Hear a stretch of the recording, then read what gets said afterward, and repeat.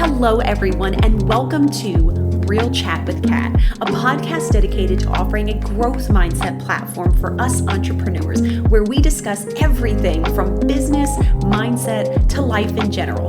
I'm your host, Catherine Polsinelli, a business organizing powerhouse, personal development strategist, and owner of Agent Services Plus, a company focused on helping entrepreneurs just like you build, grow, and be courageous in their business. I'm so excited to have you with us today, so grab a cup of coffee or your favorite beverage and get ready to have some amazing conversations and fantastic takeaways. Let's jump right in. Welcome everyone today. So hello and welcome my guest, Oliver Bohr. I'm so excited to have you here today. Thank you so much for joining me here on the podcast. And I'm really excited to have a different perspective from someone else that's inside the business, but not necessarily working on a real estate business. So tell us a little bit about you and what your business is and kind of how you got into it. Yeah, first off, I appreciate you having me. So a little bit about myself. So I've been in marketing for a little while now, and I've always kind of been, or I guess before I really got into what I'm doing now, before I got into my companies, it was always sort of between real estate or marketing. Because I went to school for copywriting, so I was in marketing. I worked in some agencies, but I always wanted to be a self-starter. I always wanted to be an entrepreneur. So the obvious question is kind of like, which route do I go? Do I kind of stay marketing and stay in the agencies, or do I go and I guess do the most obvious entrepreneurial choice, the one that's the lowest barrier of entry, by being a real estate agent? And I don't really know what it was. Maybe it was just a moment. I was speaking to a friend of mine, and he's like, why don't you just start an agency? So I kind of did. And then I started marketing for real estate agents. And that's kind of how it started.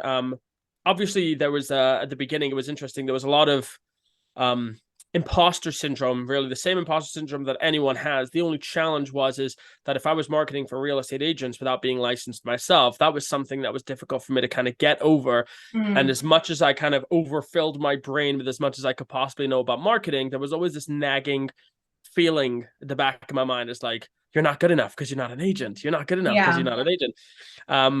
And the reality is that even the process of like becoming licensed, like that was never really an option for me, because doing what I do, like I don't really have time to become licensed and then go and actually work as an agent. So the only reason that I would ever become licensed is just that I could tell people I'm licensed. And then it was interesting. Someone one time kind of told me in passing, like, well, Tom Ferry isn't licensed. And as soon as I heard that, I was like, oh my God, that's such a relief. Holy smokes. No, because he's an absolute stud. Like he's so good at what he does, and I respect him and look up to him so much. But anyway, so I've always kind of done this where I make sure to stay within my lane. I make sure that anything I'm helping anybody with is stuff that I'm actually qualified to talk about and to teach. And so that's kind of my story about how I got to where we're at right now, and that's my story about how I got into marketing and creating a software company for realtors. And I love that. So if you can you give us a little brief description or breakdown of what exactly you said? It's CRM, right? And marketing based. Can you give me a little bit of insight? And then I got to go back to a question that you caught my attention on. So give us a little bit, because I'm curious to know a little bit more on what it is that you do on that marketing side as well, because obviously that's something that all agents need, because we don't have time for that. Yeah, for sure. So InnoBox at its core is a CRM. So it's a CRM marketing suite. It's a very good CRM, but to be honest, as a little guy, because in the CRM/SaaS software as a service stage, I would be considered a little guy, because I'm competing with companies like KV Core, Follow Up Boss, and these are excellent companies. And so it was basically like, do I get into a feature war with them where I basically just try to outdo them with features? And I didn't really want to do that, because to be honest, most of the CRMs do the stuff that you need. Like some maybe look a little bit nicer than others. Some are simpler to use, but for the most part, like CRMs are as good as their user, right? The best CRM is the CRM that you use. So then it basically led me to think like, what is my differentiation? How do I figure out a way to be different and better than these CRMs? And it was actually less about the CRM itself and more about the ancillary services and and strategies that I can kind of put around it. So the idea initially was to create almost like the IKEA of CRMs versus the Home Depot of CRMs. That before IKEA, and I don't actually know chronologically speaking which one came first, but just for the analogy, let's say before IKEA, Home Depot was for contractors, for builders. You go there if you Mhm. know exactly what you want to build. You've got all of the hardware and everything inside of there. You just go, you buy what you need, and then you build it. Yeah. CRMs has always been the same thing. You've kind of always got to know what you're trying to build, and then they have maybe some preset things, but for the most part, you got to know what you want to happen. And so the problem with most realtors is the lack of strategy above everything else. Like I mentioned, most CRMs can do, or they should be able to do most things that you really need, at least to a bare minimum. Hmm. That's not the problem. The problem is what am I supposed to do? Yeah. So we almost set out to create like the IKEA of CRMs, where instead of saying like, I want a reputation management tool, we kind of said, well, what's the end result? You want to be on the first page of Google. Here's the step-by-step process to make that happen. And then we use the reputation management portion of our in-a-box software to get you to the first page of Google. But instead of it being like you click inside of the reputation management and then you do some reputation management and let's hope you know what Yeah. you're doing here, it's like, no. We're not going to do that. Here's the strategy. You're going to use this in this way. So that's why I kind of like to call it the IKEA of softwares. And then I think that idea kind of kept on spiraling into something that was even more awesome, if I may say so myself. Now we have like twice a week masterminds with people who are inside of Innerbox, kind of just talking about what's going on in their lives and their businesses and giving strategies to kind of get through there. And we created like a whole bunch of lead generation systems that really go far beyond the scope of what Innerbox can actually do. Because let's say, for example, cold calling, like we have Mhm. a power dialer inside of Innerbox. At the end of the day, like you don't need that. You could pick up your phone and do it. So it Yeah. really, as far as I'm concerned, transcends what Innerbox as a software could do. So this kind of community that we're building, the strategies that we're talking about, that we're giving to all of our clients, to everybody that's inside of Innerbox, it's really allowing them to create a much more holistic business where instead of having this here, that there, and this wherever, we're kind of put them all together. So the software, the strategy, and then the services. And then kind of gets me into the final part of it. Those services is we have extra things like full service packages as well. If somebody needs to rebrand themselves, if somebody wants full service, let's say ads being run, so we can offer Mhm. that stuff as well. So it's almost like a one-stop shop for everything that you need to scale your business. And that's why we call it in a box, because it's everything you need to scale your business in a box. I love that. Like that's fantastic. And I feel like while there are some systems like you were saying, like KV Core and like Boomtown, I know is another big one, Follow Up Boss. Some of those they're beautiful, right? They're fantastic. But I think for a lot of people, they're almost too much. Right. It's almost like Right. it's this extreme overwhelm where a lot of people that are getting into it are getting into the business because we're relationship based, right? Or we're really great at selling stuff. So we kind of Yeah. need that person to be like, here you go, right? Like on a silver platter, like we can do it for you. I love that because there are some people like agents that I've met that have a huge business and they still do every bit themselves. And I'm like, that's fantastic if that's what you love. I am not. I want to push the easy button for certain things Yeah. and get it done and over with because I've realized that there are certain things I'm fantastic at and I should stay in that lane. And there are other things that I do not need to learn because it's going to take way too long. Exactly. But that's the insight. I mean, like literally right before we started recording this video, like we were talking about like tech issues that people are Mhm. having, and it's annoying, it's frustrating. Like Yeah. just let me like do my job, right? If you're having like Wi-Fi problems, for example, like can you just like not right now? Can I just do my job? Like I have a call right now. Can you just operate? That's all I want from you. Just work. That's it. I don't need anything else. Yes. And this is like that insight, I think, is basically the foundational insight behind everything that we're doing. It's like realtors, like, or the good realtors, they just want to meet people, make Yeah. relationships, help people. Like that's it. I don't want to spend my time figuring out how to use a reputation management software so that I can maybe one day get in front of more people and maybe have conversations, but also maybe not. Like, what a pain. Like, just give it Yeah. to me. Just let me do it. That's it. So Yeah. that's kind of how we're trying to approach this all. I love that. And I think that that's fantastic for a lot of people that want to get into the business. But let's say, I've talked to several agents that are like, I'm not tech savvy, right? So having a very robust system doesn't do anything for them because they can't even figure out the simple functions of Yeah. it. It stresses them out, right? So having something like that, I think is fantastic. And everyone is different, right? So it's the same thing like when you join a brokerage. I tell everyone that you join a brokerage because it works for you. It aligns with you. I think it should be the same way with your CRM. It should align with you. If you're that kind of person that doesn't like to touch stuff, you should find something like what you have that is all in a box and it can take care of a lot of things for you. If you're a tech person and you love diving into that stuff and creating your own things, by all means, you may want a system that's more complicated. It aligns with you. And I think a lot of people don't realize that, or they get stuck with whatever their brokerage gives them and they're like, oh, this is it. Right. But I love that. So I have to circle back around because you made a point when you were talking about when you originally got into business and you decided that you wanted to start this agency, which congratulations, because that's a hell of a thing in my personal opinion to start from scratch. Yeah, I appreciate that. But you talked about imposter syndrome. And I think that that's a huge thing that a lot of people go through when they get into any piece in business, right? In any type of entrepreneurial role, into real estate, whatever the case may be. Like that's a huge thing that I feel like a lot of people struggle with. So can you give us a little bit of insight on some things that you use to kind of help you in that journey, to kind of offset some of those thoughts?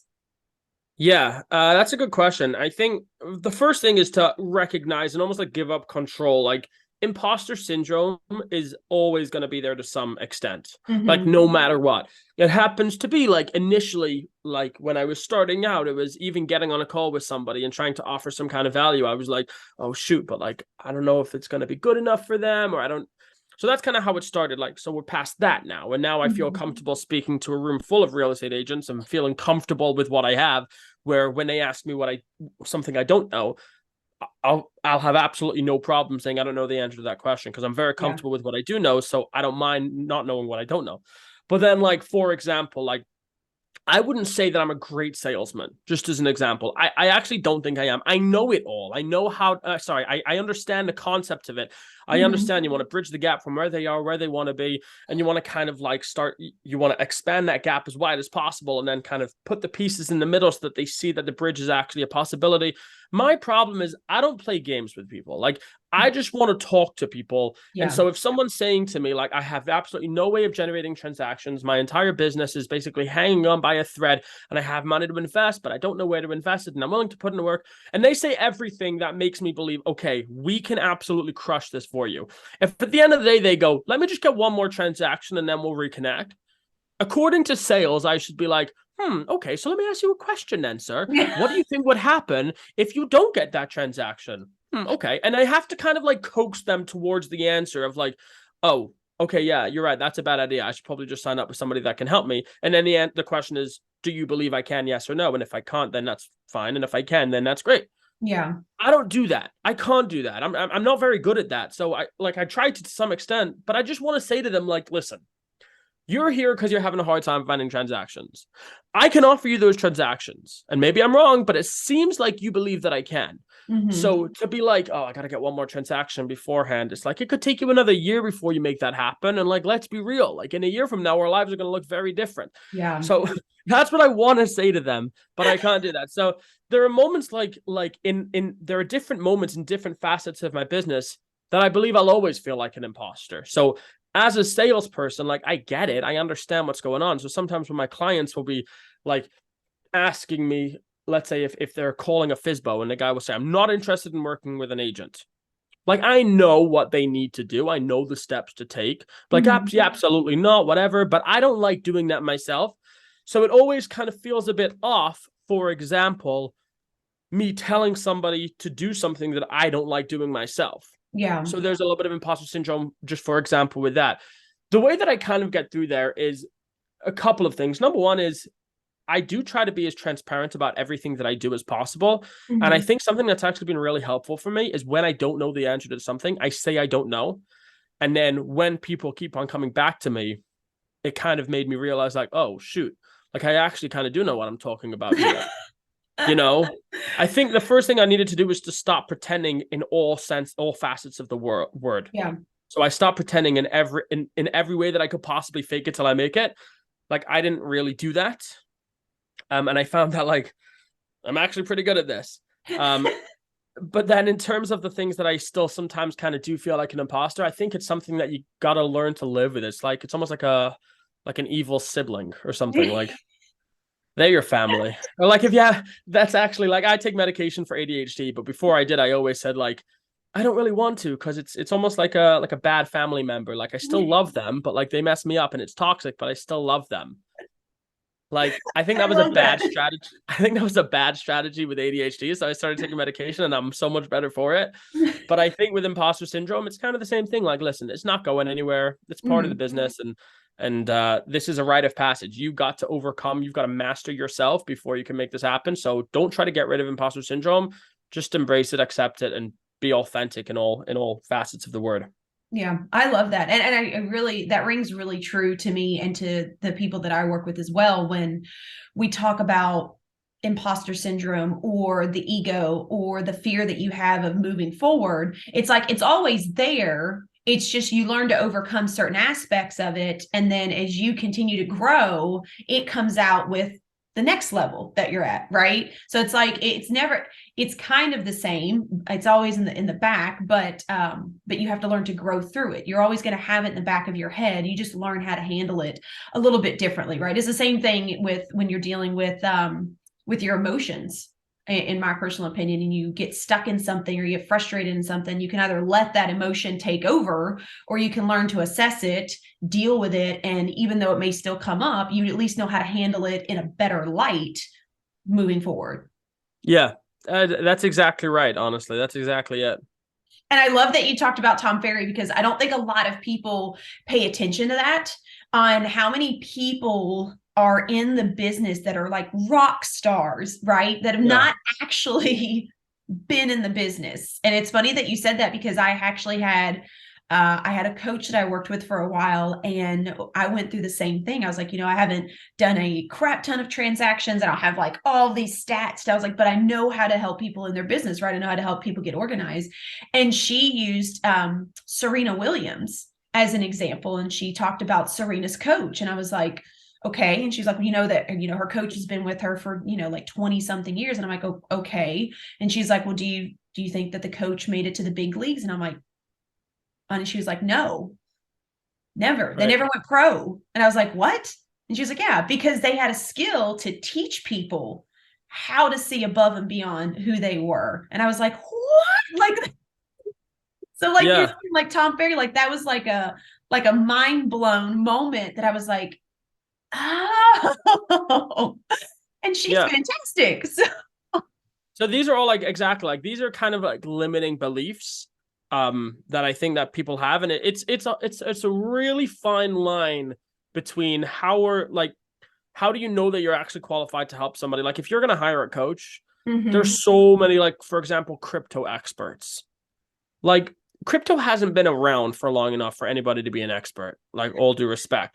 You can't call yourself an expert in crypto when like I don't know, you were working at McDonald's like a year ago. Like you're just not an expert. You don't you it's impossible. So it's a fine line between that Mm-hmm. and no, I actually can help. And I think that it's basically the responsibility of the person who wants to hire somebody to make sure do their due diligence and not just to talk to the person in a sales capacity, but to look at Yeah. their content, see what they're actually saying. Are they different as well? Because if they're saying stuff that everybody knows, they could be regurgitating from someone else. And there are Mm-hmm. so many fantastic people out there. And listen, man, I know these guys might technically be my competition, but I'd be the first to promote them because they're absolutely legends, like Tom Ferry, like Brandon Moran, and like Ricky Yeah. Carruth, for example. Like these guys are amazing. And there was something you mentioned also about like Serena Williams' coach. One of the things I say to my clients is don't like nobody's gonna question your expertise unless you give them a reason to. Ooh. So if you're on a call with somebody and they say, "Well, what do you think's going to happen in a market?" You could say, "Nobody really knows for sure," or you could say, "Honestly, I could tell you, but it would be a guess." Like you don't have to answer the question. You could Mm-hmm. say you don't know. But if you say something like, oh, I don't know, I'm kind of like new to this, so I'm not really so sure. Like, I don't really know. Or if you try to predict something, no, absolutely, the market's going to go up and up and up and up and up, and it's not going to go down for a long, long time. Like, just be honest. Yeah. But if you give them a reason to question your expertise, then they will. But until you give them that reason, then they won't. So I think that's probably the first thing that I would say about battling imposter syndrome. The second thing is do not under any circumstances be afraid to make a mistake, but do not under any circumstances make the same mistake more than once. Ooh, right? yeah. So I think that though, I think between those two things, like don't give anyone a reason to question your expertise and be honest. And number two is don't make the same mistake twice and you'll be okay. I love that. I absolutely love that. And I feel like that comes back like full circle to that society blanket statement of perfectionism, right? Because we feel like we have to be perfect in everything that we do, when honestly, I do feel like, and tell me if you agree with this, people are just looking for people. They're looking for honesty. They're looking for compassion and companionship and someone that they can actually trust, not someone that can drag them down a line because they think they know everything, just to turn around and have to reconnect or fix what they screwed up. And I know for me personally, I can't fib because I can't remember what the heck I said. Remember to tell you something different or go along with the story because I'm going to forget. I got no. To tell you the truth, I'm.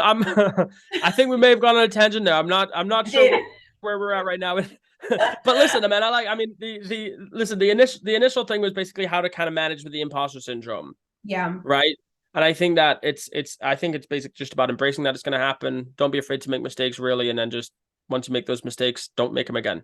Yeah, no, I absolutely love that. And I have to sidetrack for a minute because, you know, I and everybody, not everybody knows this, but I send out questions to everyone before the podcast to just get some insight and some background about people. And I always love to read some of the things that you come up with, right? And yours really hit me when I asked, what are 3 things you feel helped create your success in your business?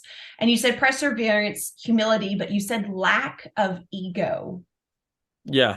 So can you explain that a little bit on how that fits in with your success? Because I feel like that's a huge piece that needs to be out there that not a lot of people pay attention to. Yeah. I think probably, and I would actually say humility is part of lack of ego as well. I think probably the worst thing that I've ever done for my business was either started to believe my own press or listen, it's very easy to look impressive as an entrepreneur. Mm-hmm. To tell you the truth, basically, if you have an Instagram account and you talk about business, like people just think you're successful.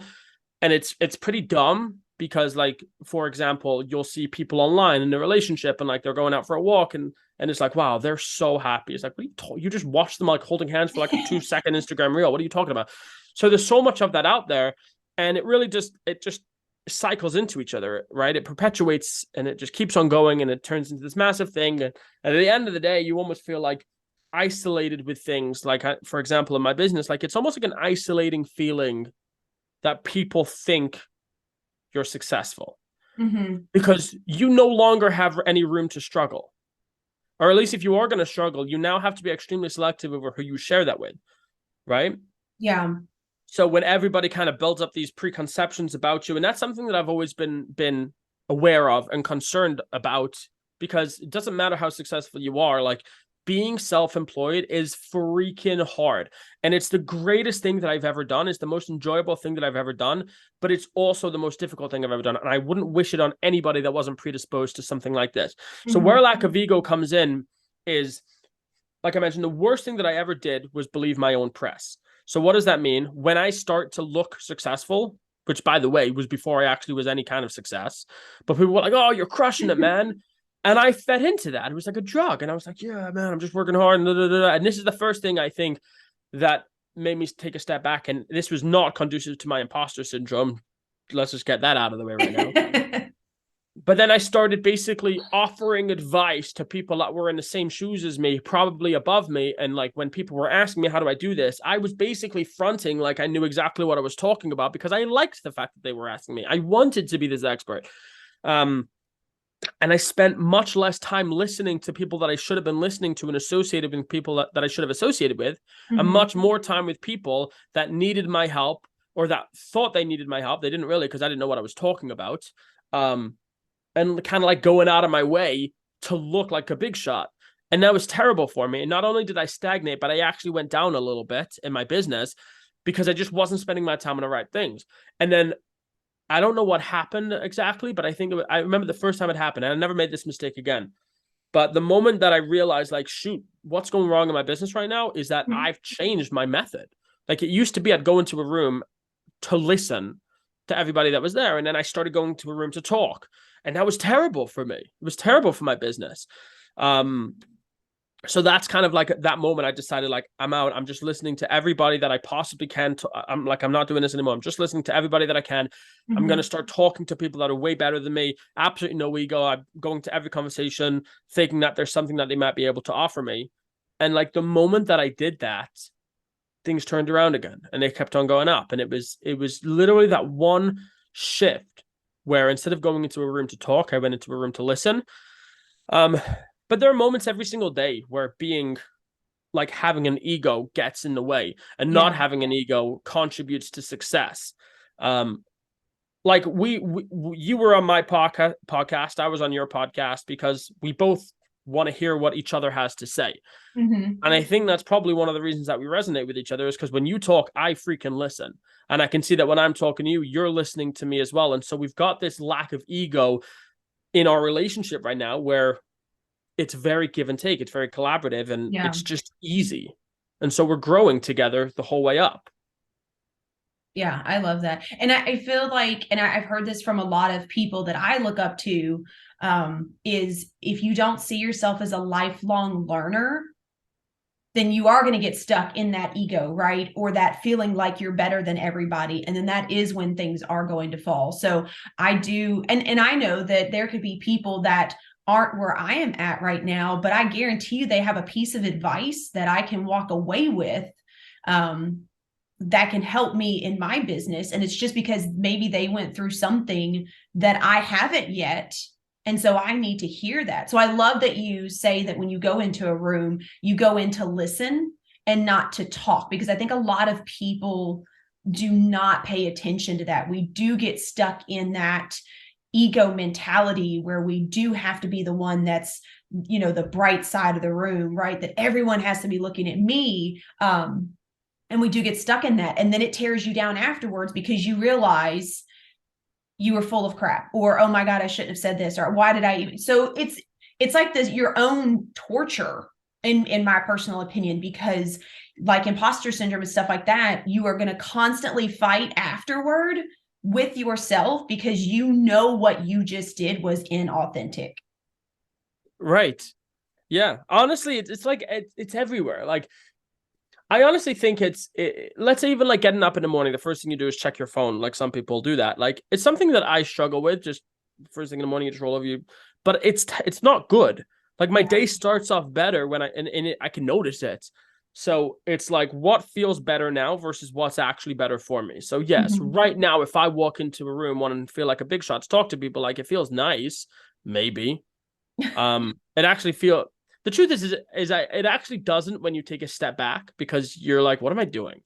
Yeah. But when you don't take a step back, like again, turning on your phone first thing in the morning doesn't really feel nice if you just think about it for about half a second, but something drives you to do that. So I feel Yep. like walking into a room to be the one in a room where everybody's like, hey, look at me. Like, yeah, like maybe I guess it's like a dopamine hit. I don't even know what to call it. But yeah, it's basically about not having that ego and prioritizing tomorrow over today, and that's literally it. I mean, there's so many opportunities to prioritize tomorrow in your day, and they're Mhm. tiny opportunities. For example, do you exercise, right? Do you eat healthy? Do you turn on your phone first thing in the morning, just as an example? Like there's hundreds of these opportunities throughout the day, right? Do you go on Instagram or to scroll, or do you go on Instagram to post and then get off? Yeah. um so these kinds of, and it's not, I actually wouldn't say it's just ego, but I do think that ego for me is the biggest one, because learning is the biggest thing that you can do to actually grow your business. Mhm. And the second you have an ego, you can't learn anymore. Yeah, I definitely agree with that. It's almost like it shuts it out. Like Yep. your brain tells you that, oh, well, that doesn't matter, right? Or, oh, that's not good enough. And I think that a lot of people do get stuck at that. And especially for real estate agents, when they're having those conversations in front of people for the very first time, it's a very big piece that I've seen consistently of trying to pretend for lack of better words, to pretend to be that person when, like you were saying, if you would just be honest and just have the conversation, and you know that you can find the answer, right? That's not the problem. But that honesty piece really takes you back and kind of keeps you, like you said, in humility, in my personal opinion. It keeps you in that space where you appreciate the things around you, and you can have that gratitude for the simple things around you and where you are growing, where if you're in a state of ego, you forget all of that. And you're Yeah. constantly looking and searching for that next high, like you're saying, like the dopamine hit. Like you're constantly searching for that next thing to make you feel good. But what happens is that feel good may last for a few hours, and then it starts to dim to like 1 hour and then a few minutes, and you're constantly pushing for the next thing, and you're never going to find it. Right. So I'll see it, and again, it's prevalent everywhere. But like, I'll start a conversation with somebody, and I'll know in like 2 seconds if this person has any interest in talking to me, right?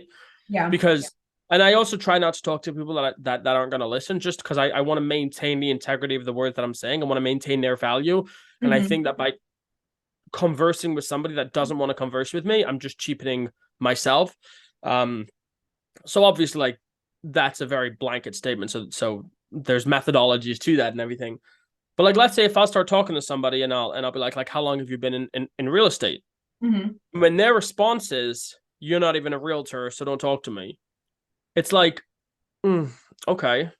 Just gonna go right for the qualification there. But in my head, like, it's such a dumb thing because I want to get to know more people so that we can learn off of each other. Yeah. Right. Yeah. I look at business in a way that most people don't look at business because I am one thing and I'm one thing only. I'm a marketer.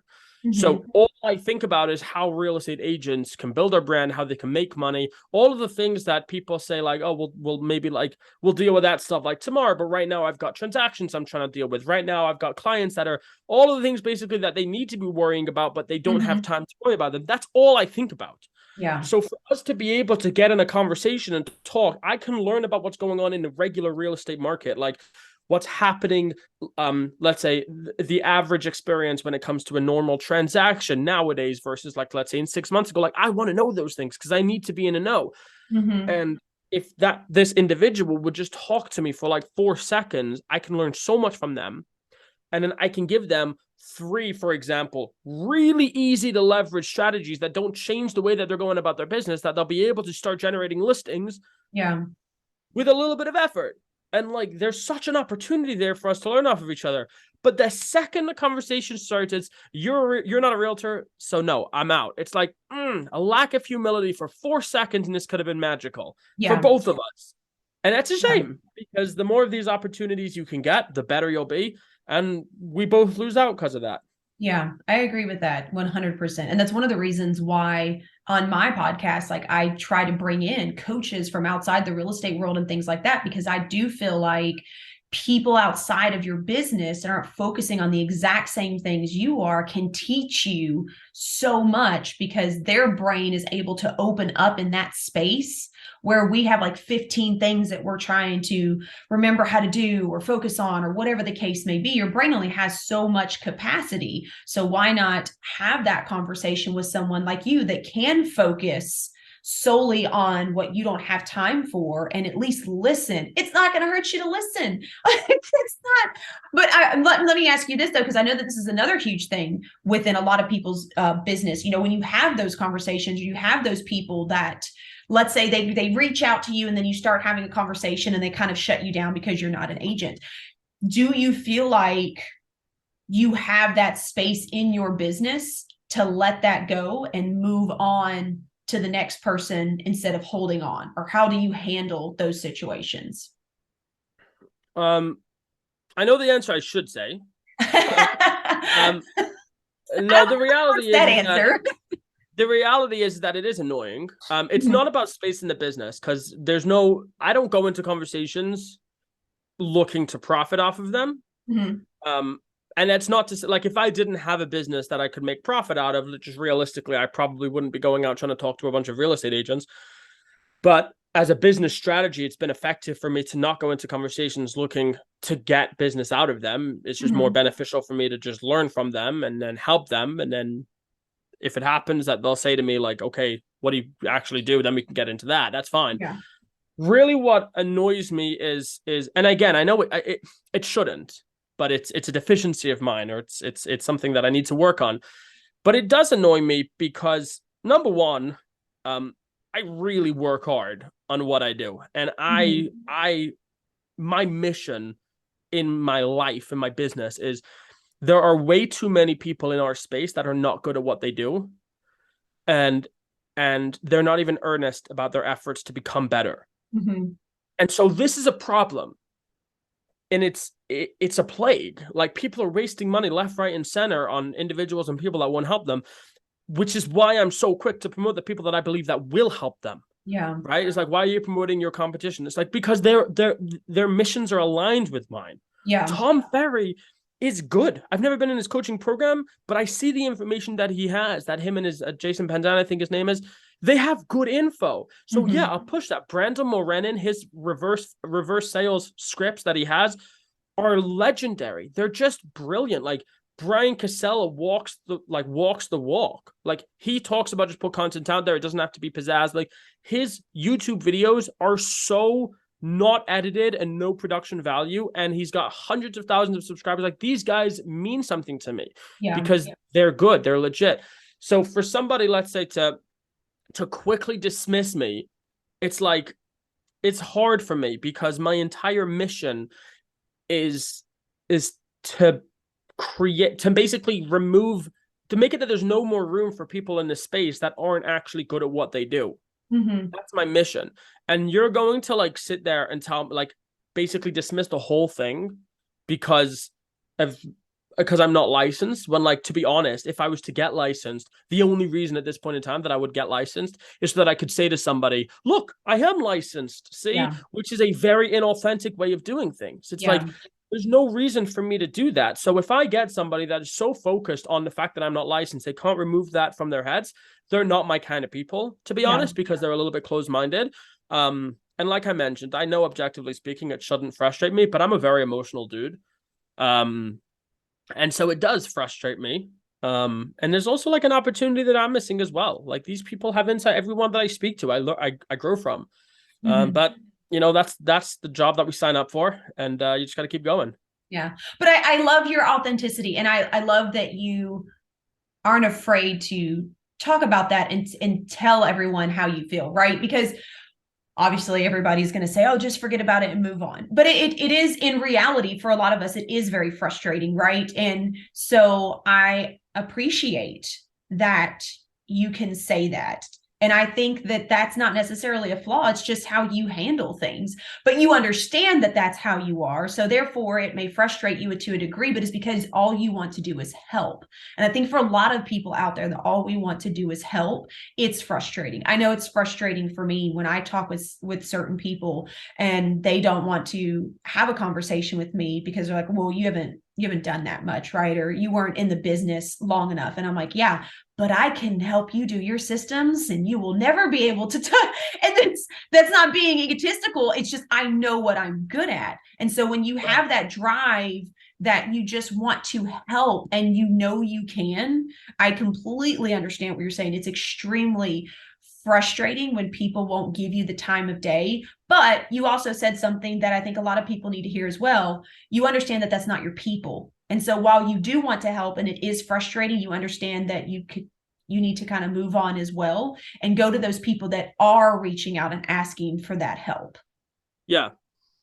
Yeah, exactly. And it's about removing yourself from all of it, like the sales as well. And listen, most of the people, to be honest, because part of my job is like, let me just reach out to as many people as possible and just try to influence and help as many people as possible. Like, that basically is my job as far as I'm concerned.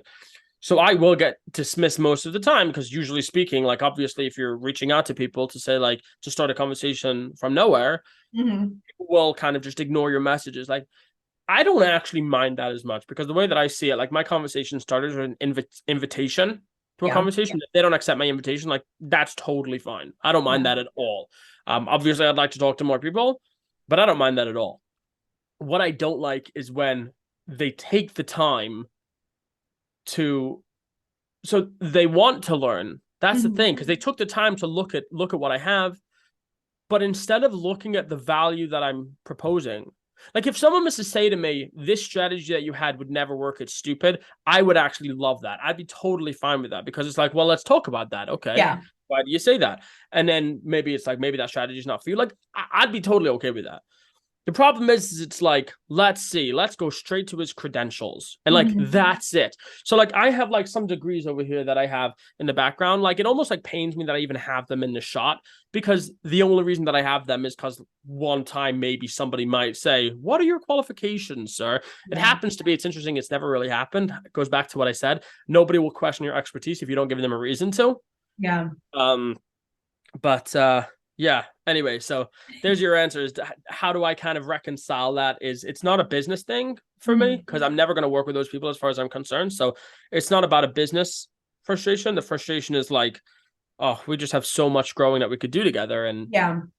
no, because of something so trivial. Yeah, no, I totally understand, and I absolutely love that. But it's also it's a way for you to have your own boundary of knowing where you stand with people and who is worth your time and then who is not, if they're not even willing to give you the time, right? So Yeah, I love that, and I think that more people need to be comfortable with that instead of chasing after those people that are not aligning with them anyway, because that's yeah, taking more of your time, in my personal opinion, than it is to go to these people who are over here that may be raising their hand and they're just looking for someone to have that conversation with, right? You're missing out on right. more opportunities. So I always like to end the podcast with a little bit of positivity. So can you Let's give go. us a piece of positivity, or do you have a quote or anything like that that you find yourself going back to that helps you during certain times?